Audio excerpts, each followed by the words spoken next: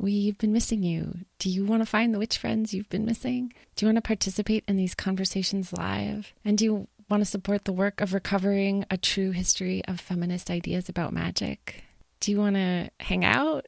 Do you want an invite to Zoom together with Amy and myself every new moon, along with our hilarious, diverse, wise, queer, creative, anti-racist, science, and awe-loving coven? You must join the Missing Witches Patreon.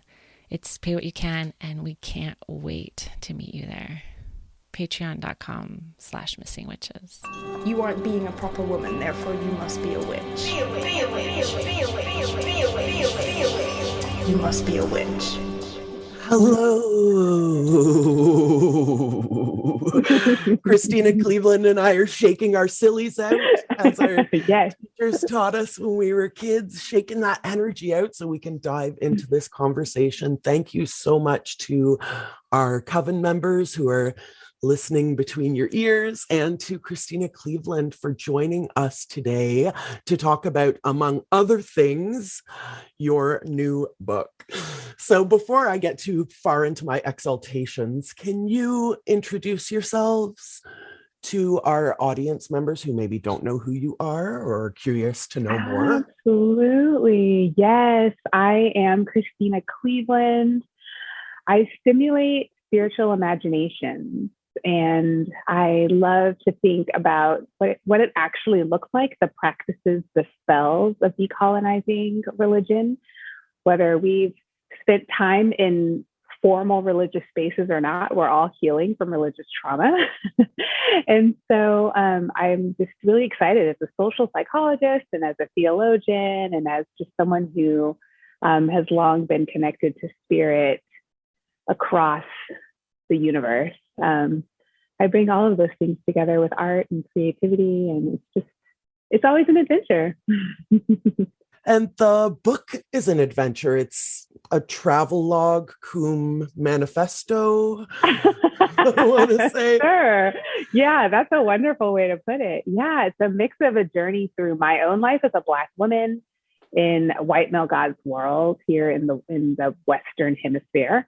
And it's also a book about my travels on one particular pilgrimage across France. It was like a 400-mile walking pilgrimage across the winter mountains in search of Black Madonnas. Yeah, not just aimlessly pilgrimaging. But yes, in search of ancient Black Madonnas in these tiny remote mountain villages. And why do you think that France has such a high volume? It seems a bit unlikely. Right. I mean, France is probably the racist country on the planet. So it is strange. Yes. There are probably about 450 like official Black Madonnas in the world, and over 100 are in France. So there is something, and France is so old in terms of the human population that we still have like access to, in terms of the cities are still there, and Rome had a big influence in France. So lots of the villages are just super old. So that's part of it. France has also had a long devotion to the goddess, the ancient god. So most of the Black Madonna are on sites that were Isis sites or Black Artemis of Ephesus sites or Sybil sites. Cybele is what they call her. And so, they're like, yeah, it's the goddess. It's the goddess reincarnated as Mary, as a Black Mary. Yeah. And you open the book with a story about being so compelled to touch one of the icons and then having to run from the police. I mean, what a microcosm of your experience in that one day. Yeah. I mean, as a Black woman, I was so desiring to viscerally and physically connect with the Black Madonna. And I knew, and that particular Black Madonna in Mauriac, she's about 1,700 years old. She's super powerful.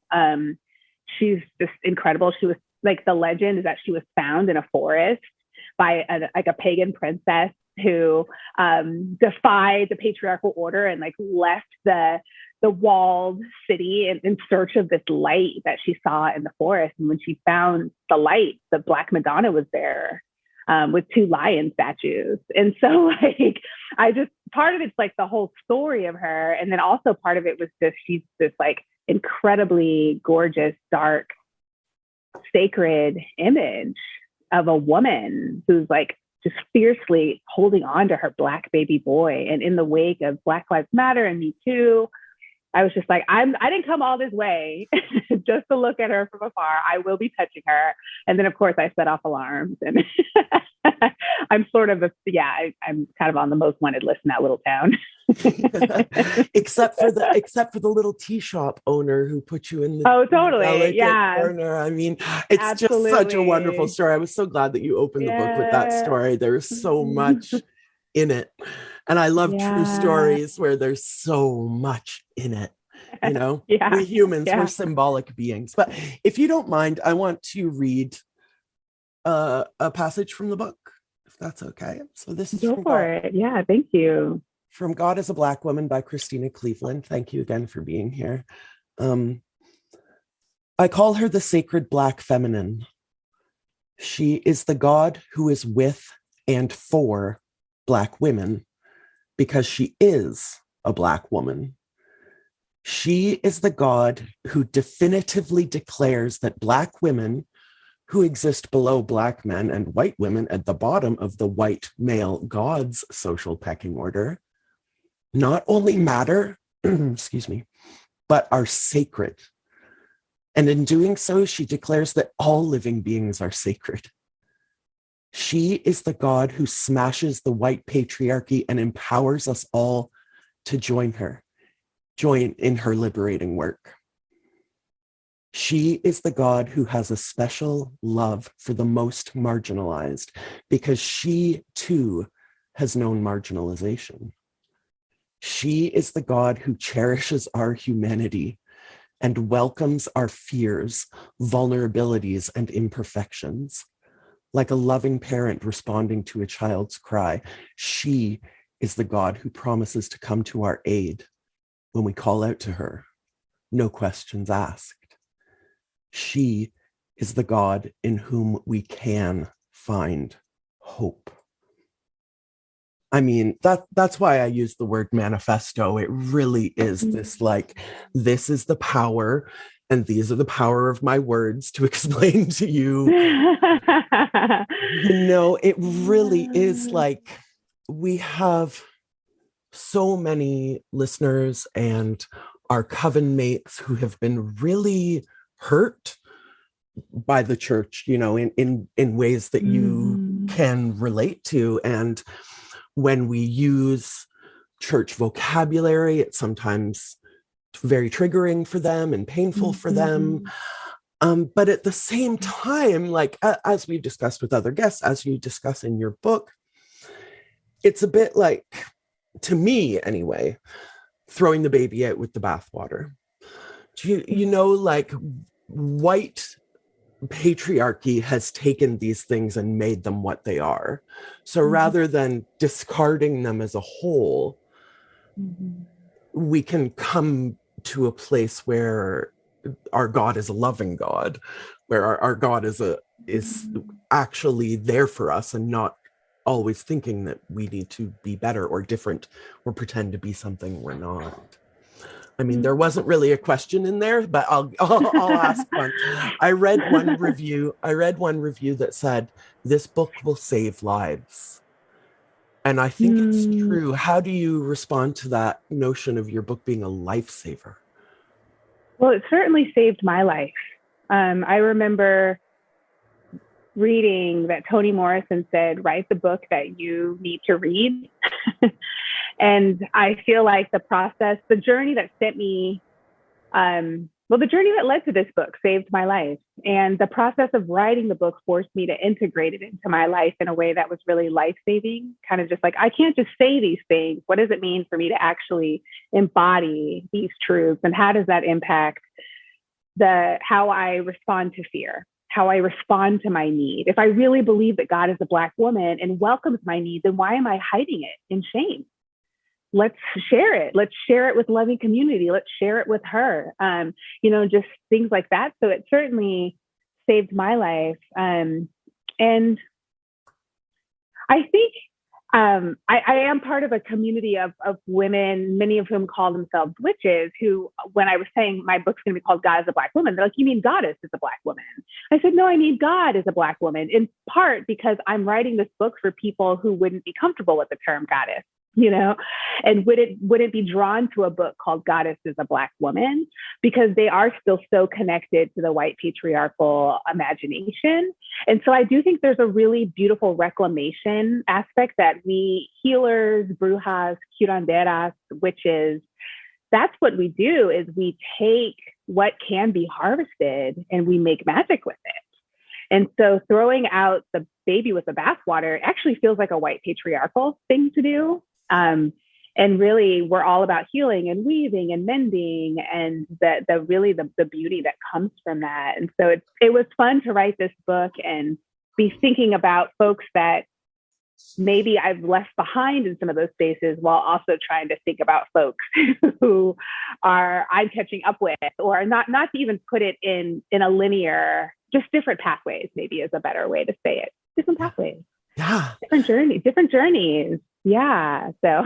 Yeah. And I love your voice being added to this contemporary conversation. You mentioned in the book, you mentioned Richard Rohr. I know, who is a monk, but is also like a very progressive thinker along the same lines of what we're talking about today, about this notion of Jesus versus Christ. Can you get into a little bit about your reframing of Jesus and Christ? Sure. Yeah. I think I just separated the two, as maybe they were always meant to be separated, but I just think of Jesus as someone who was assigned a male gender. We actually have no idea how Jesus identified, but he was assigned a male gender and lived in a Palestinian body and lived on Palestinian land. And so all of his teachings in life are really rooted in that time and that space about 2,000 years ago. Whereas Christ, I think, is love. Wherever love shows up and is in action and is transcendent, that's where Christ is. And so Christ is in me, Christ is in you, Christ is in a mama cat cuddling with her kittens. Christ is in the trees that are giving off nutrients and part of a cycle that supports us and supports the rest of the world. And so when Richard Rohr talks about that, Matthew Fox, another Catholic scholar, mystic, they've both really, I think, helped a lot of people who come from pretty religious backgrounds to recognize, okay, like our understanding of Jesus doesn't have to be tied to this gendered, historical, racialized person.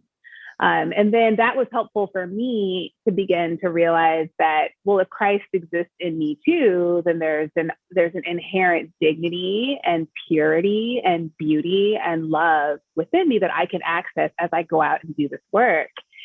And so even that manifesto that you read earlier, I really thank my Black Pentecostal background, because we were taught to speak out what we believe is true. And in some of the more progressive spaces that I'm in now, there's a lot, I think, because people are so cautious about being that top-down leader. They're like, well, whatever you want to believe, or, we're going to open it up. And I love that. And also I'm like, no, God is a Black woman and this is what she's about. And I'm not going to hit you over the head with it, but if you want to lean in, I'm going to come with something very specific that I believe, and we can always be in conversation about it. I'm not mad at you if you have a different perspective, but I'm going to come forth in my truth. And I think finding myself in the divine has helped me to stand in my truth and say, this is what I believe. And not only this is what I believe, this is what I practice. I practice the sacred Black feminine who cares for the most marginalized. I practice the sacred Black feminine who declares that all Black women are holy and sacred, and therefore everyone else is holy and sacred. It's really a practice. Yeah. And I mean, you mentioned this, but you were raised in a Christian environment. And again, like I say, a lot of us witches, I'm using air quotes here, but a lot of us witches choose to sort of reject that rather than, dive into it and reframe it and redefine it. So what was that moment for you where you kept your faith but took it in a different path? Yeah, I mean, I don't think that was the moment. I think there was complete deconstruction first, where there was a lot of just a long period of time where I was like, I don't really know what I believe. I just know I don't believe that. And right now, I'm too triggered to even try to sift through that to find out what is worth reclaiming. Yes.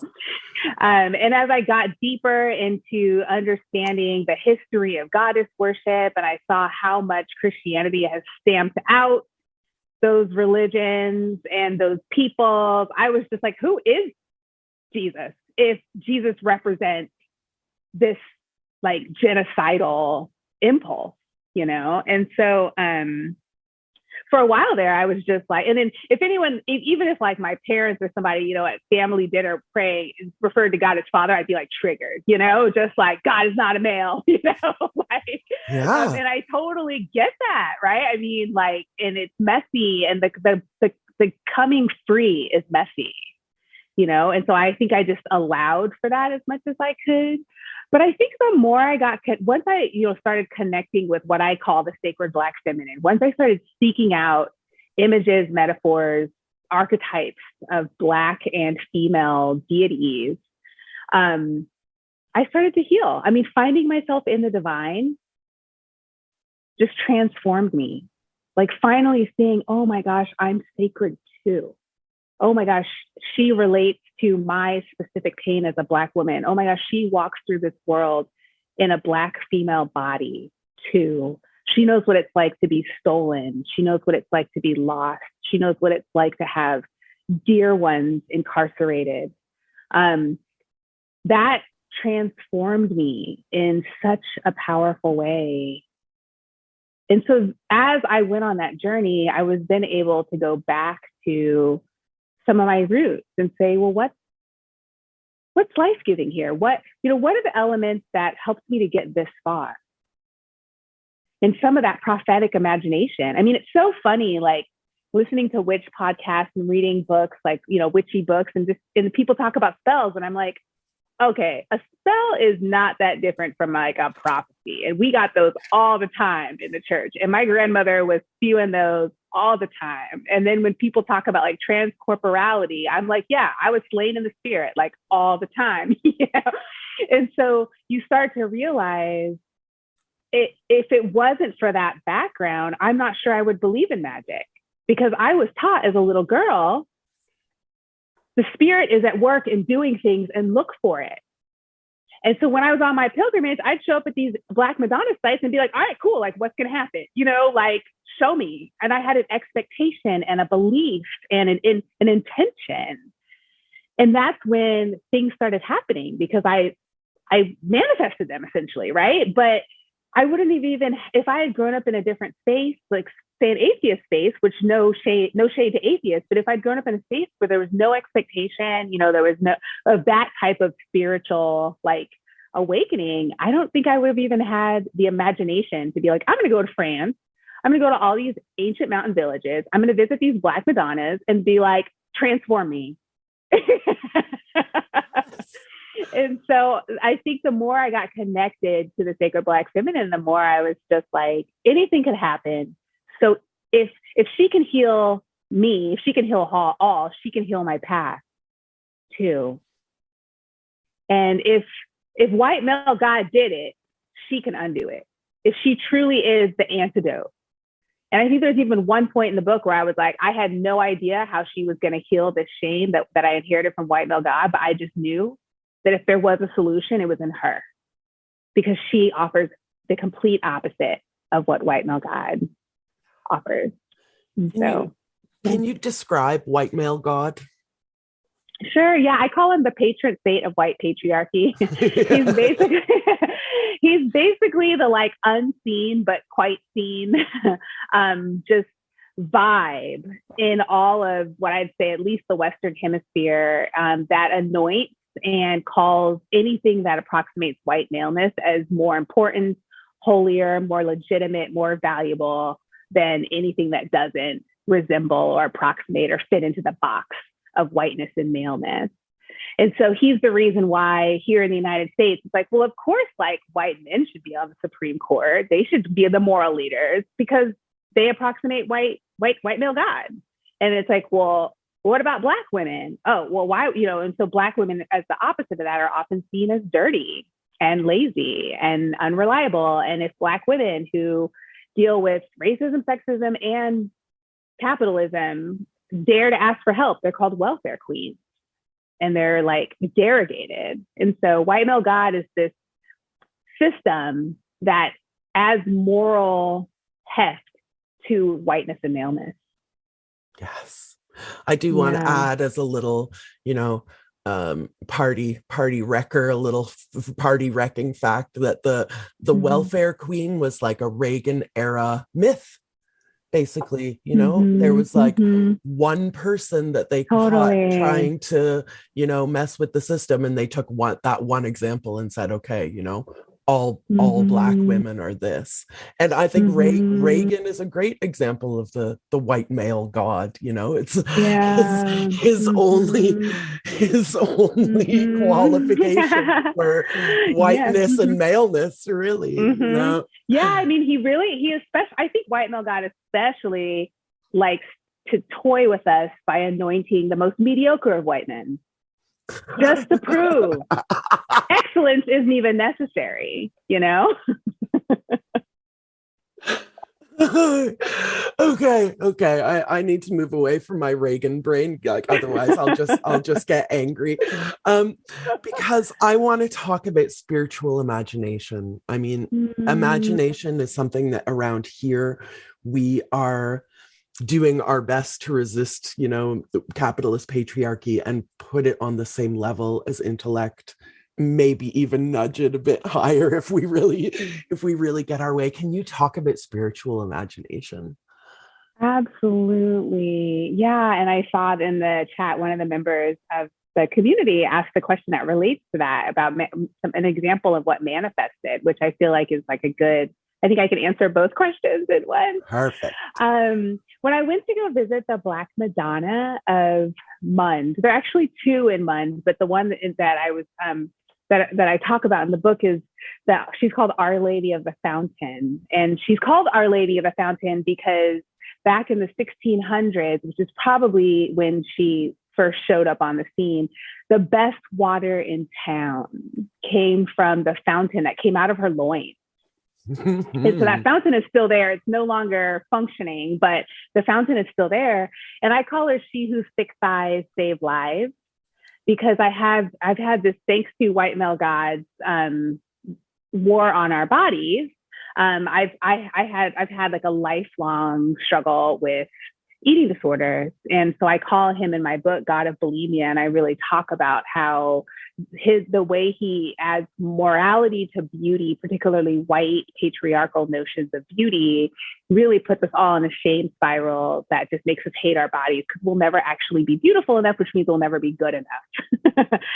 And so I had, when I went to visit the Black Madonna of Mund, she whose thick thighs save lives, I saw that above her head is a banner that is in Latin, but the translation is I am Black, but I am beautiful. And so there's that but in there where it's like my Blackness is an impediment to my beauty. And that's actually a mistranslation of the scripture, the Holy Scripture, which was actually I am Black and I am beautiful. But during the transatlantic slave trade, translators intentionally mistranslated it to justify the subjugation of Black people. So when I saw her, that there were all these white angels painted on a fresco above her battered. I mean, out of all the Black Madonnas I visited, even though she's one of the youngest, she's only about she's about 600 years old. Because she's outdoors in a fountain, she looks really battered. Like whether she really calls into question, do Black lives matter when you see her body? Because she's so beat up, yet she's like stout and her legs are just planted, and she is firmly squaring off against you with the spout coming out of her loins. And I saw that banner, and I started to cry, because that's what the white boy said to me. "Oh, you're so pretty for a Black girl." And so I started crying, and I said to her, "They said that about you too?" And I reached out to touch her body, and it felt like my body became her body in that moment. And I was like weeping for her too. And then it had been drizzling, but in that moment, when I said they did that to you too, and then I started crying, torrential downpour, just torrential, like wiped out. Like people just started like running into their home. And so when I think about spiritual imagination and how that interacts with the actual elements, I don't think it's a coincidence that in that moment where I just start bawling and I touch her body, that all this rain just starts falling, like the heaviest rain on my whole pilgrimage, even though I was caught in several rainstorms, you know? And so like, if I hadn't had the imagination to go up there and say, I'm going to connect with this Black Madonna and see what she has to offer me, and not just see what she has to offer me in a consumeristic way, but allow that to transform me and heal me so that I can go and pass that on to my beloveds and my community and say, let's all reclaim our bodies as sacred. And what does that actually look like? And what does it look like in terms of the reparations work we're doing towards trans Black women? And, you know, just how the outpouring of all of this, we really say are like her, when we come to her fountain and receive her water, how does that change us all? She who sticks thighs save lives. And so with each one, I got to do that. And it's like allowing your spiritual imagination and impulse to interact with the energy that's there to produce an experience that, you know, people will call it all sorts of different things depending on their spiritual background. Yeah. Yeah. I'm really stuck on this notion. I've been doing some writing about the Bible myself. Shout out to our good friend Sherry Schoen, who wrote the book The Hoodoo Guide to the Bible, that really helped me with this notion of taking these verses back, you know, the baby bathwater thing of, instead of discarding them, taking them back. When you said, you know, this phrase had been translated, and I've been thinking about this so much, like these books of the Bible, you know, King James Version and all of, they've been translated and translated and translated with an ulterior motive, and translated and translated and translated. King James was not legit. Yeah, no, not at all. So to me, if they have been translated throughout millennia, then they are ours also to translate. Totally. Yeah. They're love also, that. yeah. Because I feel like that's the work that you're doing is a translation. You know, you talked about transformation too, and this is the same thing to me: translation, transformation. You know, and seeing divinity and it allowing you to stand in your truth. Because you are, like you say, it's a practice. It's not a notion that God is a Black woman for you. It's a practice. And I think translation is a lot about that. Totally. Yeah. There's a comparative religion scholar. I think his name is Neil Douglas Klotz.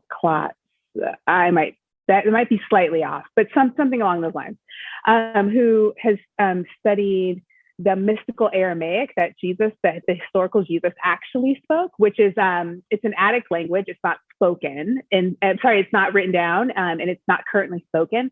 And so, but basically it's all mystical, and it's like a dance between the listener and the speaker. And so anything that Jesus said, there were like an infinite number of possibilities, because the listener brought as much interpretation and translation to the exchange as the speaker, which is really hard for us to understand because we have such a speaker-centric culture where it's like, it's really the onus is on the speaker to make sure that everything's clear, you know?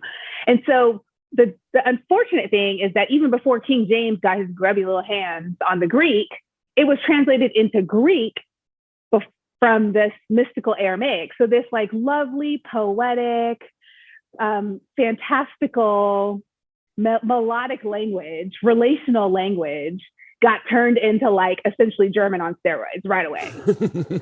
And so then it becomes the language of the empire, and you lose all the mystery and you lose all the relationality and all of the magic in this like incredibly mystical language that Jesus actually spoke. And so it's so sad. It's so sad. And so this guy, for example, he shows that, like, you know, in the Lord's Prayer, which is what it's called in the Christian context, the prayer that Jesus prayed, it starts Our Father. And he's like, actually, a more likely translation by a mystical Aramaic person would be O Birther. Oh. Which is like very different than Our Father. Uh-huh. And so it just even in that one piece, we lose so much of really the power, you know, and it just becomes again this top down, you know, and like, yeah, exactly. That's what I was thinking when you were saying like we focus now on like the singular voice, and that seems very in line with like capitalist white supremacy, that there is only one voice that is, you know, the speaker's voice and one message and true. I think one of the things that I love about connecting to the Black Madonnas is it's almost like connecting with the superhero. You see yourself in this really powerful, sacred image. And I start to just think, well, if they can do it, I can do it too. If, you know, just so many of the ways in which I thought that my voice didn't matter, my story didn't matter, my perspective didn't matter, I now have not only this sacred image of it, but also the hundreds of thousands of people around the world and across history who have looked to this same figure as a divine figure and are like cheering me on and affirming me. And I actually have done some meditations where I've like imagined all the pilgrims of this one Black Madonna just like in a stadium cheering me on as I tell her story, saying like, finally her story is being told, you know? And I don't say that in a way that's like, I mean, hopefully it's not in this egotistical way of like, ha ha ha, like, but I'm doing this, but really this, like, I'm in a community of people who have been transformed like she has. And they weren't in a time and a place where someone was allowing them to tell their story and to say, this is what can be done in the sacred Black feminine. This is what can change. This is what can heal. You can heal yourself when you come to her. And so it's just, I will say there was nothing even remotely egotistical that I found in my reading of your work. It really just does seem like a communal act, like really, like I say, you know, people say this book will save lives, you say it saved my life, but it really seemed like an attempt to do both, to save others' lives while simultaneously saving your own. Well, it was really powerful to get into the lineage of the Black Madonna, to find ancestors in that.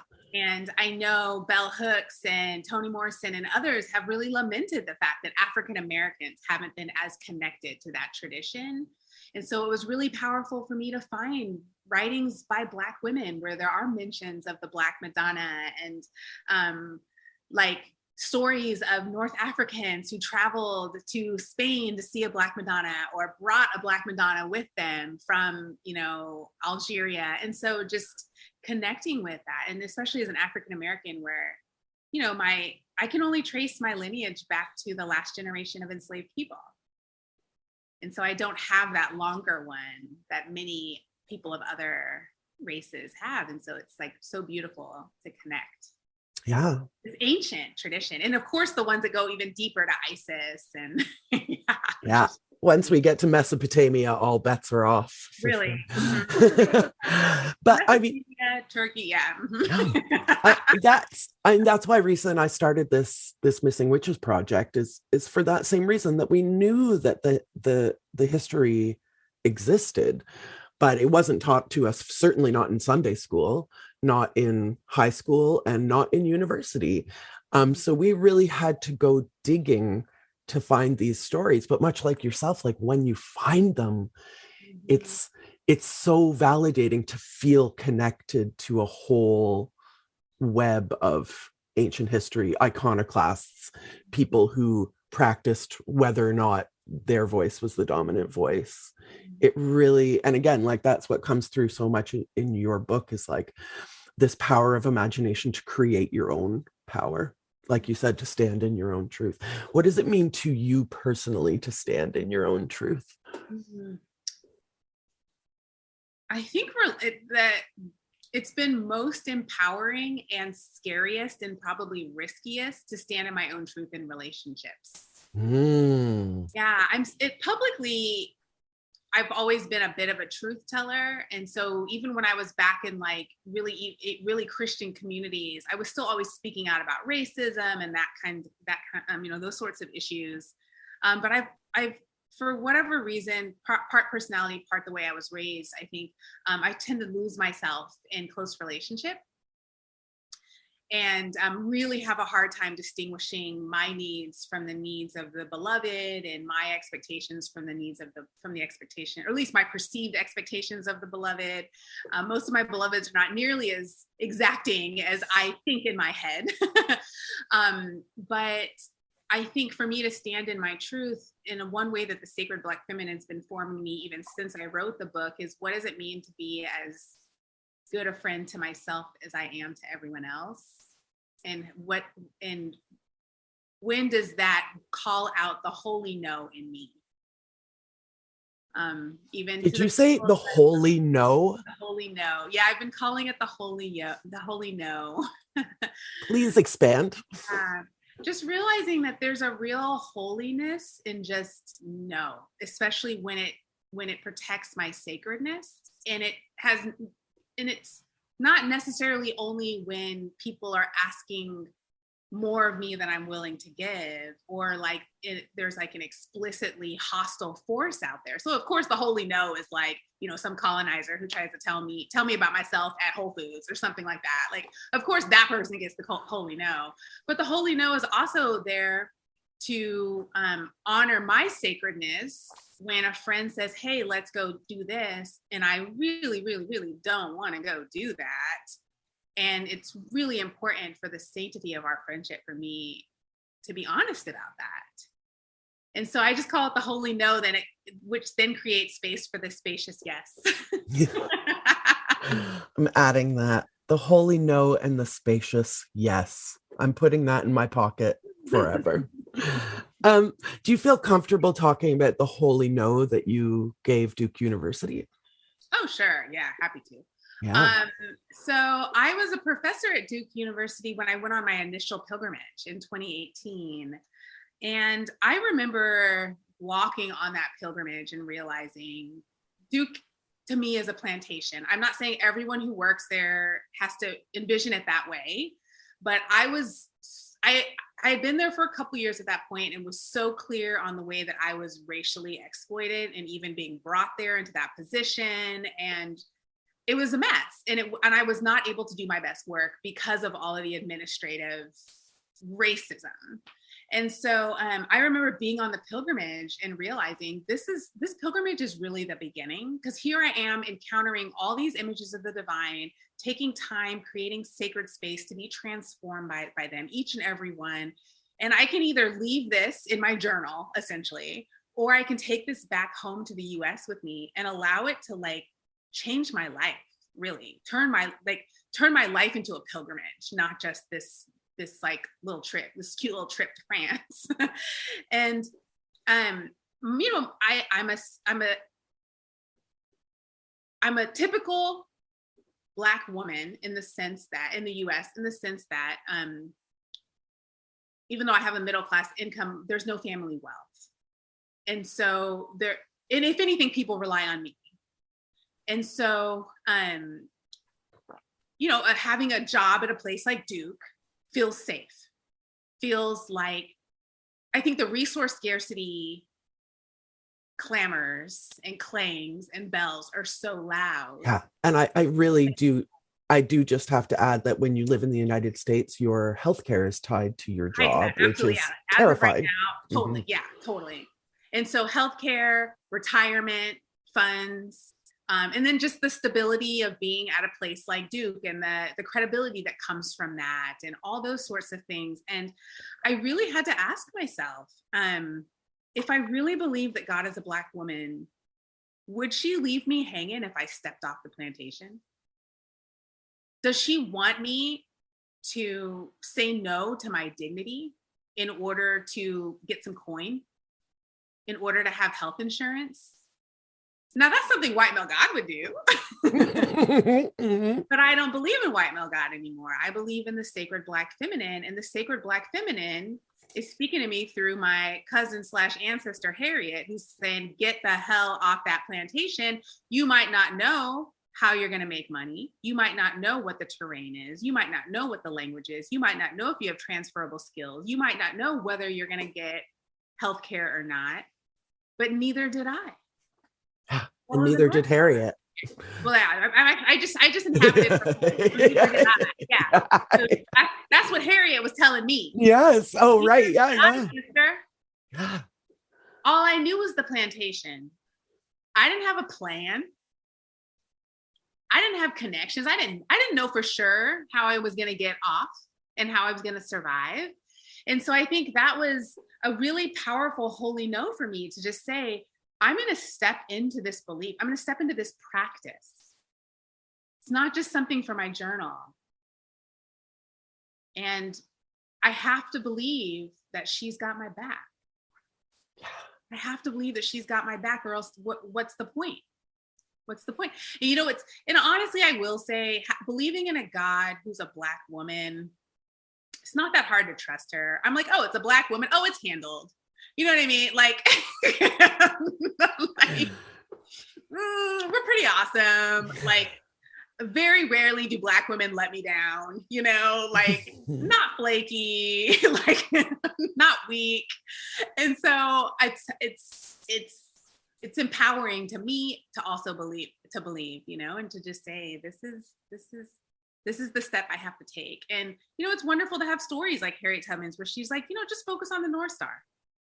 That's your guide.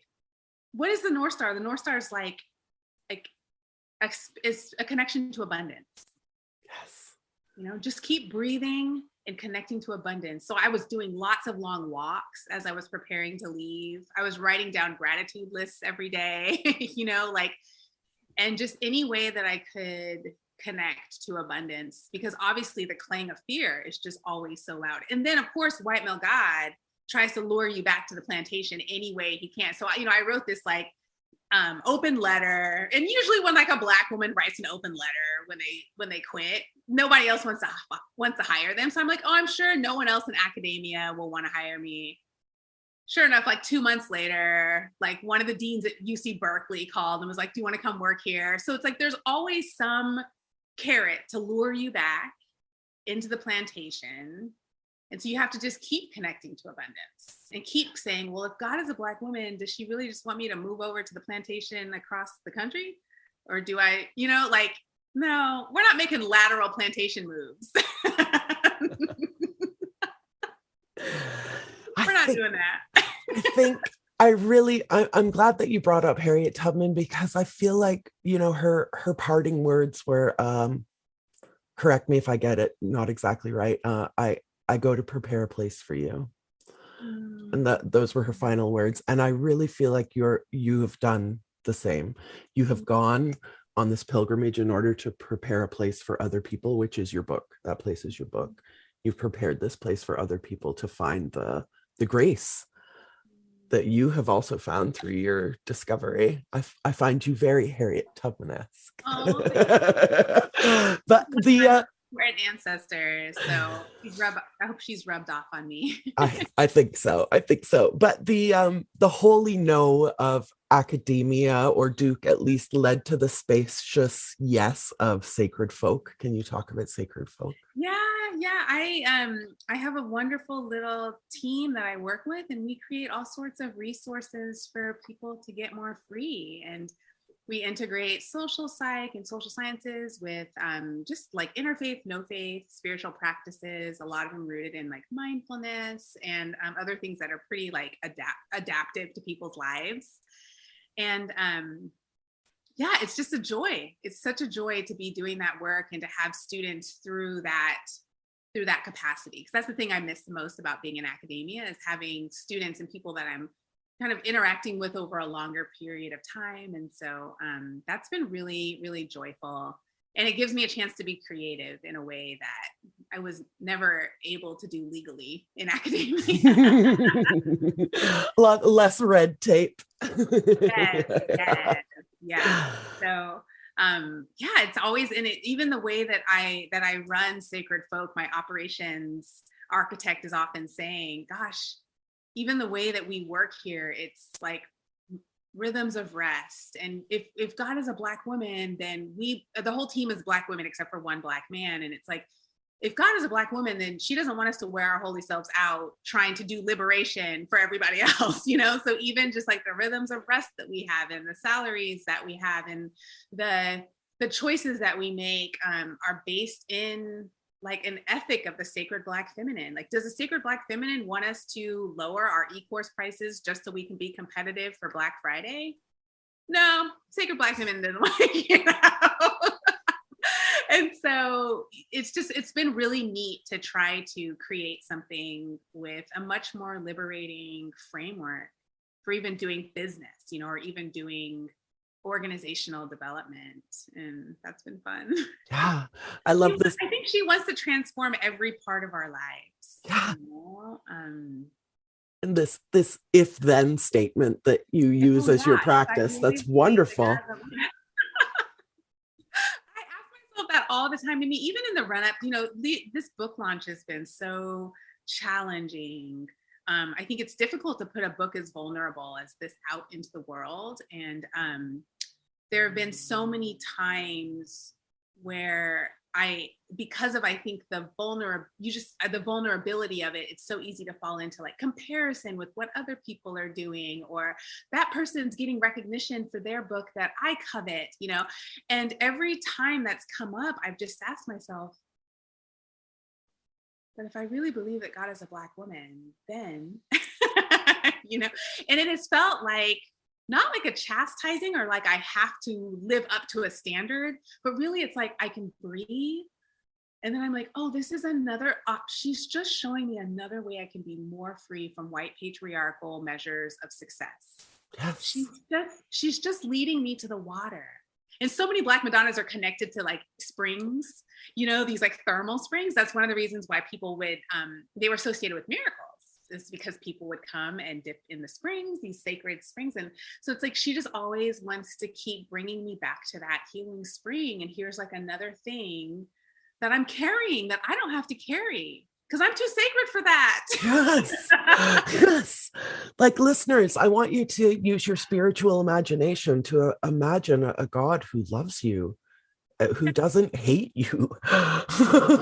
Like, even if it's just as basic as using our imagination to imagine a God that doesn't hate us, this is earth-shattering.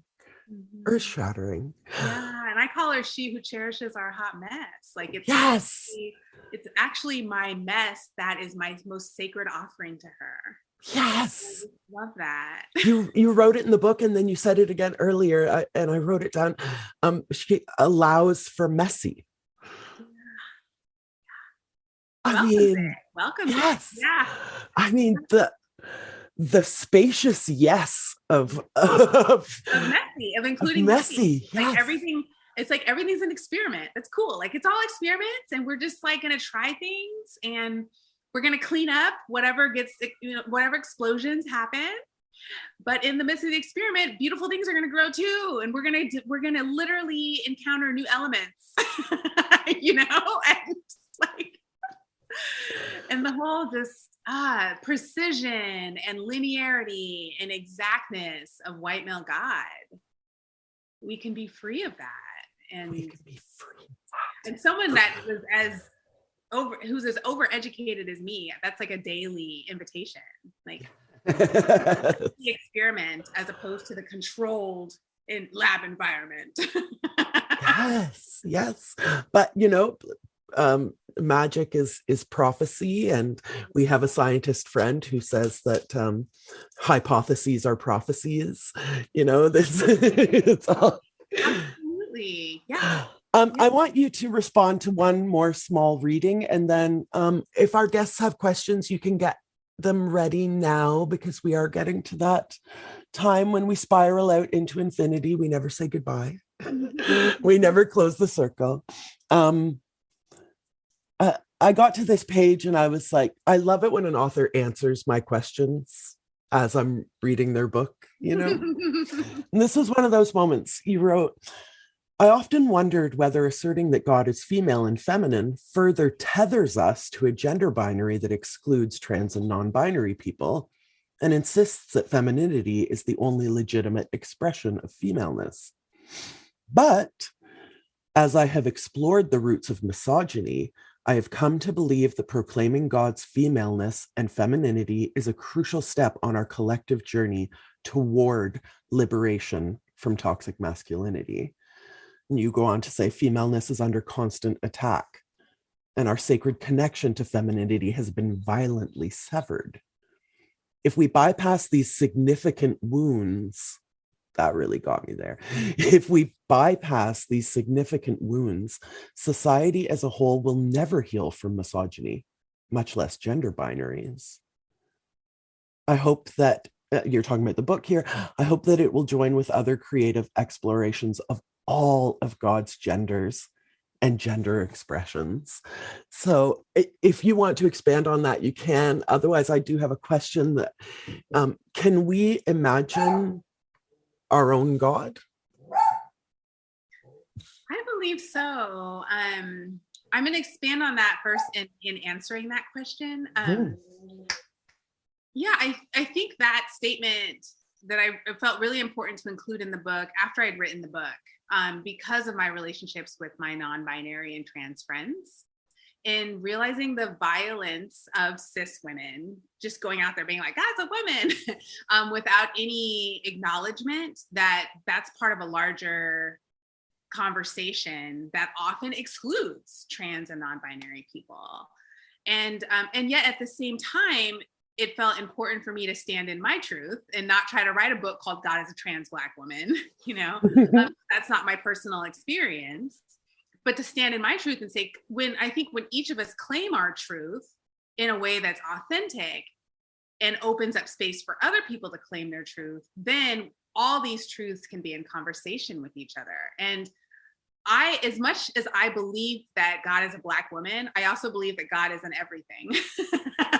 You know, it's both and. And the more I believe that God is a Black woman, the more insistent I am that God is an everything, including a white man, you know? And so it's like finding sacredness in all of our racial and gendered identities and everything in between.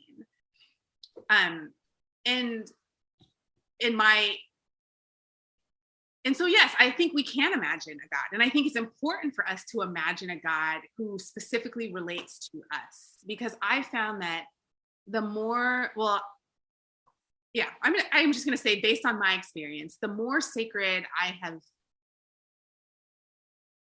come to believe in myself. So the more I've come to believe myself as sacred, the more I've been able to affirm the sacredness of others.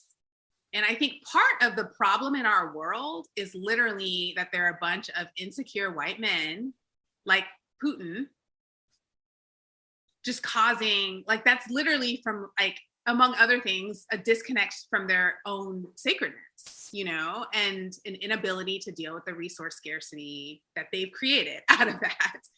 And so I think it's important for us to find ourselves in the divine, truly find ourselves in the divine, not just put in God we trust on the dollar bill. Right. Yeah. But And truly encounter ourselves in the divine. I love that, you said if the book title had been Goddess as a Black woman, then everyone would have kind of been like, okay.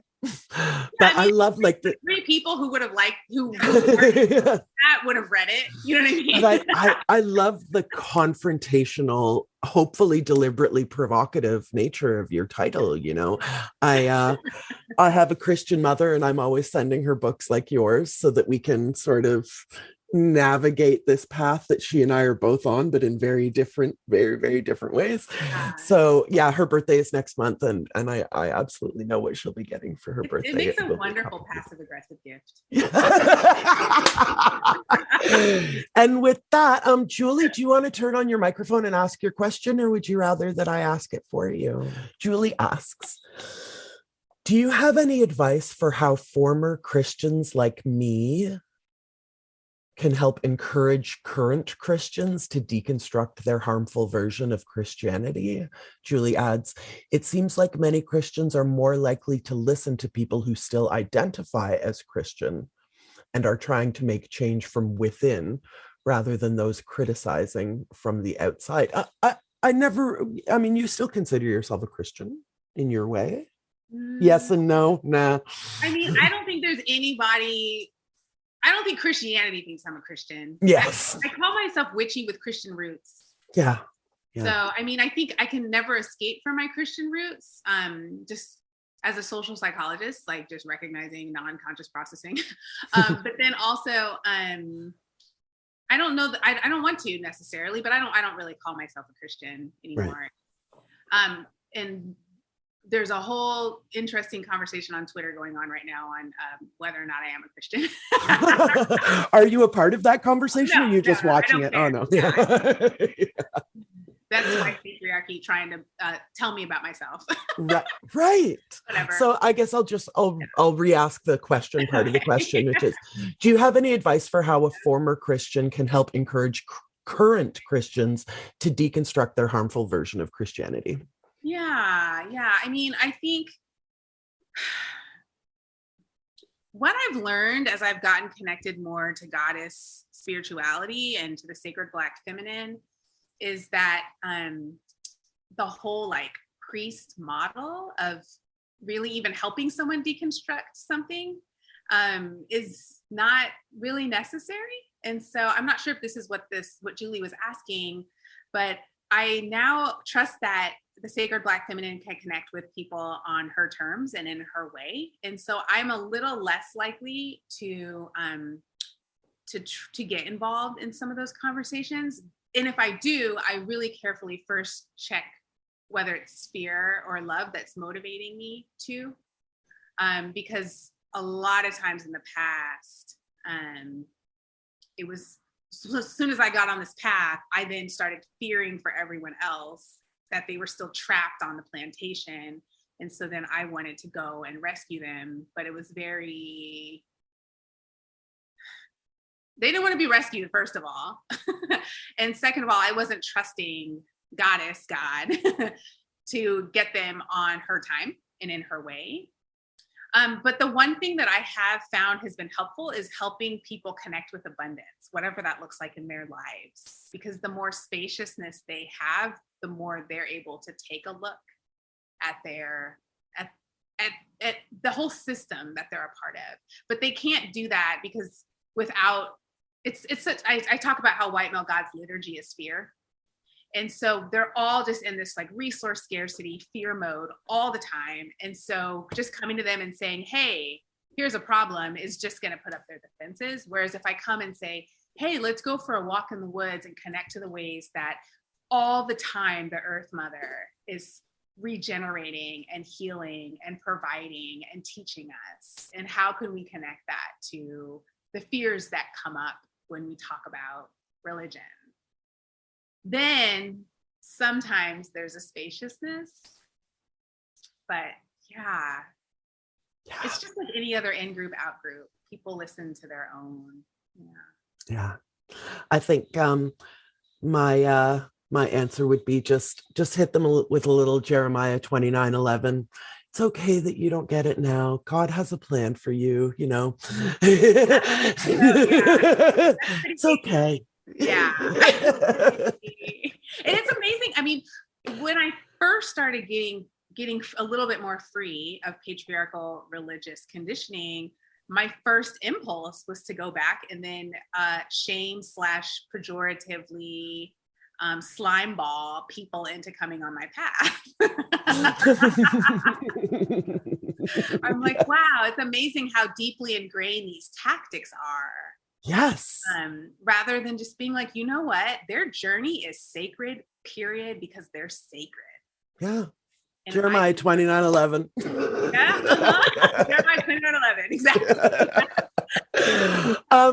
I'll read one more question comment. And then I will let you get back to your busy schedule. It's been a joy to sit in the presence of your smile.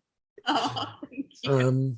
Rachel says, I like that you use God, because the S of goddess, the ESS of goddess, although it makes it feminine, actually means small. I didn't know that. Yeah, a reference to Adam's rib, says Rachel. Thank you, Rachel. Thank you. Yeah, let's. I'm not trying to do small. No. Unless it's the subversive small. Like, you think I'm small, but I'm really, you know. Yeah. I'll let you believe that I'm small until the moment comes along. Yeah, and then you'll know. Yes. So, listeners, let's thank Christena Cleveland by going out and buying her book or joining her Patreon. Let's use our holy no to create a spacious yes. Let's use our spiritual imaginations. What other bumper sticker can you give us as a sign off? Let's just keep telling ourselves, I'm too sacred for that. I am too sacred for that. Listeners, and so are you. You are too sacred for any of this nonsense. These male egos that would risk our livelihood on this planet because they don't want to appear like they're not as powerful as they thought they were. We are too sacred for that. Let us rise above it. And thank you again for making a place for us with your book. I can't wait to spread your gospel, as it were. The gospel according to Christena Cleveland. Thank you again so much. And to our listeners, blessed fucking be. You're too sacred for any of that. Yes. Thanks, Christena. Thank you. I'm so grateful to connect with you all. I've been listening to your podcast every week while I wash, condition, and twist my hair. That's so sacred. Thank you. And I do like a little spell and weave while I'm twisting my hair and listening to your podcast. And I join your Patreon too. So thank you for your work. It's been really life-giving to even be connected to you guys just like the last 6 weeks or so. So I really hope that you can come to one of our coven meetings. I would like to. They are a balm. Awesome. One of our guests last week called the conversation a balm, and Risa and I have just fully taken that word and put it in our pockets. Like, our meetings are a balm. I think our coven mates will agree. So yeah, listeners, join the Missing Witches Patreon, join the Christena Cleveland Patreon, and if nothing else, find a copy of this book, read it, and then pass it along to someone you love. Thank you again, Christena. Yes, you're welcome. Thank you for having me. Of course. I hope to meet you in person someday when the air is clear and the sun is out, and it's really been lovely. Thank you again so much for writing the book, for taking it out of your journals and putting it into the world. You have made a place for us. Thank you again. Thank you. And thanks to everyone who popped in. All right. Yeah. Later. Bye, everybody.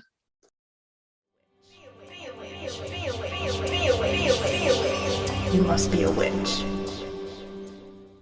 The Missing Witches podcast is brought to you by the Missing Witches Coven. Join us right now on patreon.com/missingwitches. Blessed fucking be.